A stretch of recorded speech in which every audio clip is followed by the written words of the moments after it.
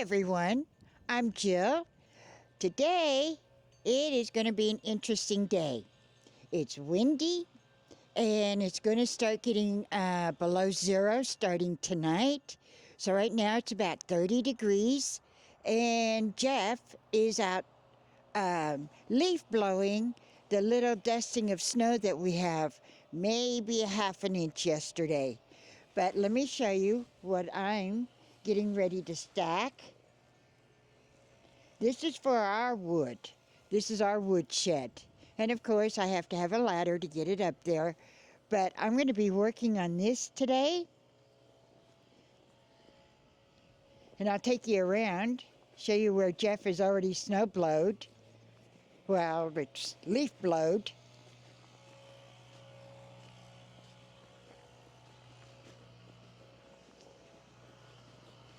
He wants to make sure I can get into my shop tonight.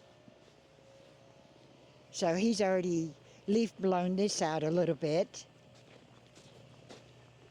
And as you can see, it is clear skies, the wind is blowing, guaranteed. It's gonna be cold. They're talking minus 2, 3, 4 this whole week coming up. So I'm gonna try and do some processing today to get this little dab of pizza oven wood done. And I have another stack of wood that I need to get stacked up besides our own.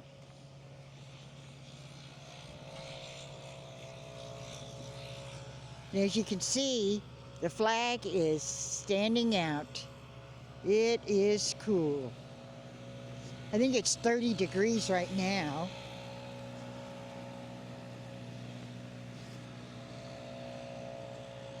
And Jeff is over here leaf blowing the processor so I can work it today.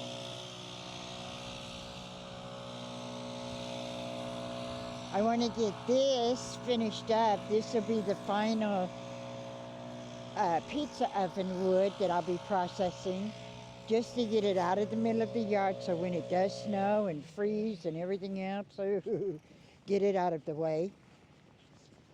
But I'm also going to try and get this wood over here stacked up.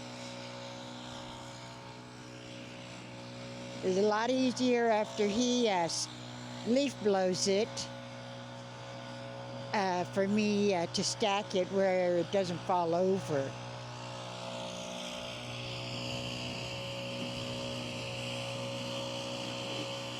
That leaf blower is perfect for this. Our snow is real fluffy. It's not that wet, heavy stuff.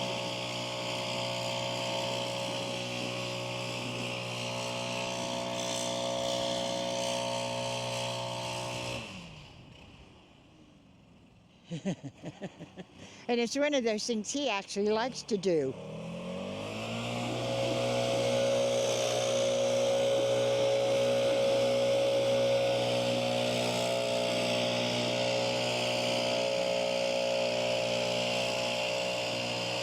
Well, as you can tell, we like making stuff instead of buying stuff. That's where all of our lumber is over there. For us to run to town for a 2x4, because you were short, doesn't work in our world.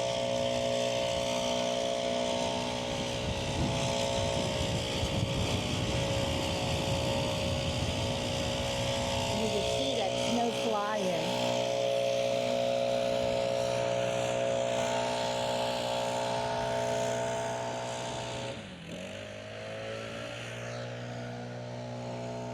You can see at the top of the mountains, there's wind up there where you can kind of see the snow blowing off of the peak up there.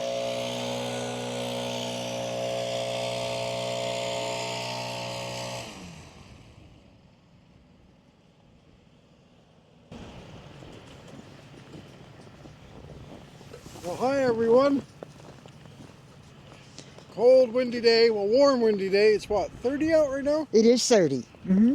And so 30 degrees. We got a pretty good wind. I don't know if you told them, probably 7-10 mile an hour wind maybe? I didn't say how fast it was going. I just know it's cool. Yeah, when the flag is out full, it's at least 7 miles an hour, so the wind chill is, I don't know, it's maybe 20 wind chill. It seems 15 colder. or 20, yeah. It feels cold. The wind is picking up, and of course with the full moon, this is the biggest moon of the year, and it's going to be cold. So probably on the East Coast, I haven't paid much attention to weather, but I would assume that in the northern part of the country it'll be cold. I call it December full cold moon every year we get. Just kind of blowing off some light snow we had last night, yesterday afternoon late, about an inch maybe, a little bit more. Get it cleaned up a little bit so we don't slip and fall, and get the processor ready, get cleaned up around there for Jill, and I'm going to have to build her a windbreak to keep her working. So, I don't know if Jill told you in the video that about us, and a lot of people watching our channel too, are makers and not buyers. And I'll explain a little bit more of that when I get out of the cold here. What we do and what a lot of people do to get by without going to the store and buying every single thing.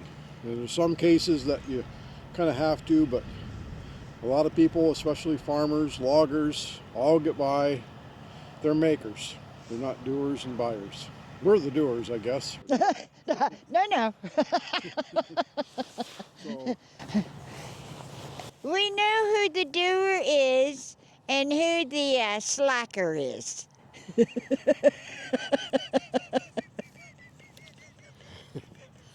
so the pups are they're about down by the fire, right? Keeping an eye on that. Oh yeah, the wood stove.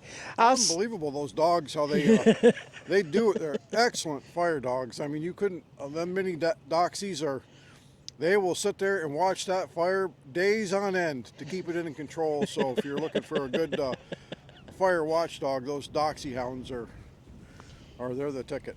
I just have to teach him how to stack wood. So, as you can see, Jill's wood piles, we sold some last night. Yeah, we did. We loaded up last night here, dry wood, so they're slowly going down. And then, of course, Jill is piling the green wood as she gets time. I did help her stack a little the other night. 3 pieces. Hey! So we'll be back with you shortly here. We'll get cleaned up and get Jill in the processor, and I got to get logs for her and get them up on the deck and get the tractor warmed up. I got that inside. We got the 550 warming up, and that's the extent of our sun today.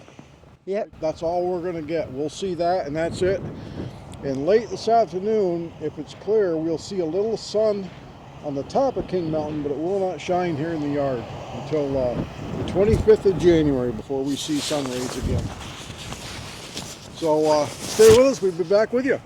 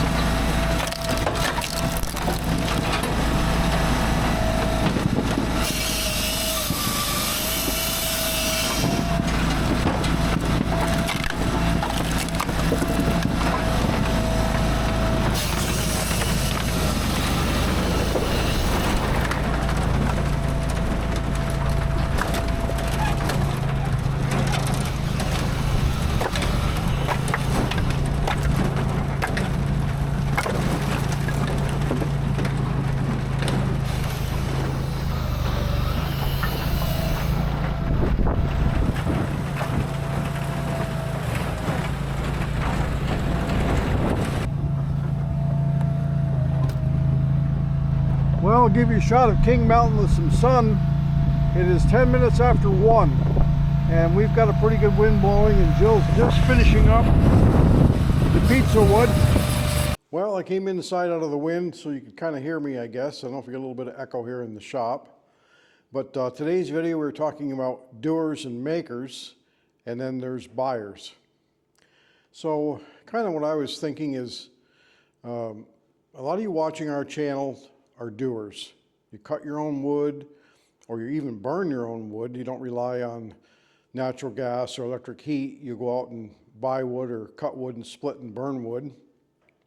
In my case, and in Jill's, we're pretty independent, very independent. We do pretty much everything we can do ourselves. Here in Alaska especially, because it's hard to get, we're 25 miles out of town, to get anybody to do anything nowadays is pretty tough. So we're doers, and I make my own lumber. Jill and I build our own buildings. We do obviously firewood. Jill cooks, sews, makes hats. We can have a garden. I'm a gardener. Jill does all the canning.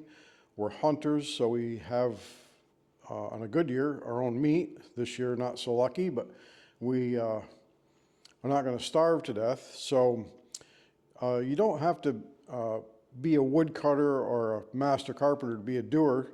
Simple things, planting a small garden, putting a few things in the freezer, looking ahead a little bit, doing a little bit of canning, or planting your own flowers so you don't have to buy flowers. Those are the doers. There's people that we know that don't do anything. They've retired, sit in the house. I don't know if they watch TV. Once in a while you'd see them washing their car. That's about it. I don't know how, I guess they just go to the store and buy every single thing they need, and if they have to change a light bulb, they call somebody, I guess. I don't know. We built this shop. We're not carpenters by any means. It suits our needs, and we're happy with it. That's all that counts. So we are more doers. There's a lot of doers. I have some friends back east that do the same as I do. They cut their own wood, they hunt, they put their own garden in. And I have one particular friend, when I talked to him the other day, I says, how's hunting going? And he says, I'm taking it easy. Taking it easy. What does that mean? You're a big time hunter. Well, I'm just taking it easy for right now. He's already got a deer, maybe two, and probably has to fill his wife's tag. So he says he's taking it easy. I had to laugh at him. Never heard that before, taking it easy. So there's some other channels that do different things than we do. I'm not a welder. I can weld. I'm not a professional welder. So pretty independent. Like I said, and Jill, same way. She's very independent. And she is coming in the shop now. Must be cold, or she has an issue with a processor. She's been out cutting, and then the wind has picked up. So that's the other thing with us building this shop. You know, we're doers, so when the weather's terrible, we can shut down and go in and have a cup of coffee and take a little nap, and then this afternoon come out and start working in the shop. We'll just keep doing what we do. And even today, I told Jill, I said, I have a plan we're going to put up a little coat rack. So she started turning. Now, she doesn't know 100% about turning. I don't know anything about woodworking other than I like to saw lumber. And so she's going to make some little spindles to hang our coats on, and I'm going to make a little coat rack. So instead of going down to Walmart or somewhere buying a little cheap coat rack, we'll make it. Well, with our clothes are so heavy. Yeah, and we're just doers. We're not buyers. We just don't go buy everything. And Yeah, we can make it. yeah, and even the things like sharpening your own chainsaw. If you take your chainsaws out to get sharpened, if you don't know how to do it, learn. It's a $4 file, and the worst you're going to do is not get it sharp. I was brought up on a farm. My dad was a construction worker, labor. He knew how to do everything. Taught my brother and I how to basically do everything around the farm. And then if we were building tree houses and you hit your hand with a hammer 3 or 4 times, you learn not to do it. You just got to keep trying and learning and doing. Just don't depend on everybody else to go out and do something for you. Why do I keep banging my hands and getting bruises? You'll learn. I haven't learned yet. Our new puppy Diesel, we first got him for 4 days. I built this coffee table, like a log style coffee table, quite a few years ago, and it's got a little low support. He'd run underneath it and bang his head every time for 3 or 4 days before he learned. Finally, he stopped, he looked at it, and he jumped over it. So you're gonna have to be a doer, I guess. But so what's your issues out there today? Oh, besides the wind, it's brutal. It is brutal. It's out picked there. up. So what's now? You're not headed back out? You're gonna call it a day? And No, I'll finish up the deck, and then I was going to stack. If I'm moving around, sitting on the processor, I'm just sitting, so I'm not generating any heat. Or at least stacking, I'm doing things. wouldn't that heated cab been nice? No, not really. You'd still be feeding and feeding. That's and okay. Feeding. You'd never let me off. You'd never get to change the oil in it. Yeah, I did get the oil changed, done some maintenance on it the other day. You still have to adjust the valves, and that's the other thing too. Is speaking of Doers, we were busy, so I took the 550 down to get the oil changed. And I didn't feel it crawling underneath it, and I get headaches easy if I lay on the ground. So I said, well, I'm going to take and have the oil changed. We were busy. I supplied the oil, had the oil in the filter on the front seat of the truck, took it down, and I said, if you get a chance, can you change the fuel filter? Went to pick the truck up. Hey, your truck's ready. $100 to change the oil, and he didn't put a fuel filter in it. So the last time I pulled my truck in the garage, changed oil, and so I'm going to change the oil on the 550 and it's due. I timed it, 18 minutes. He charged us $100. So we have a garage, the 550 will fit in it, but I changed it outside, put my coveralls on, crawl underneath it. I got an old pan, drained the oil when it was warm, changed the oil. $100. So there's a lot of ways to save money doing stuff yourself, and then you get the satisfaction of having it done. It's like this shop. We walk into it. It is absolutely not perfect. It is pretty square when we built it. Oh, it was. It still is. We got it nice and square. Everything's done. Unless that earthquake messed it up. We didn't take hours upon hours to finish sheetrock, hours upon hours to get every little outlet perfectly square and everything else, but it all works, it serves our purpose, and it's paid for, and we did it.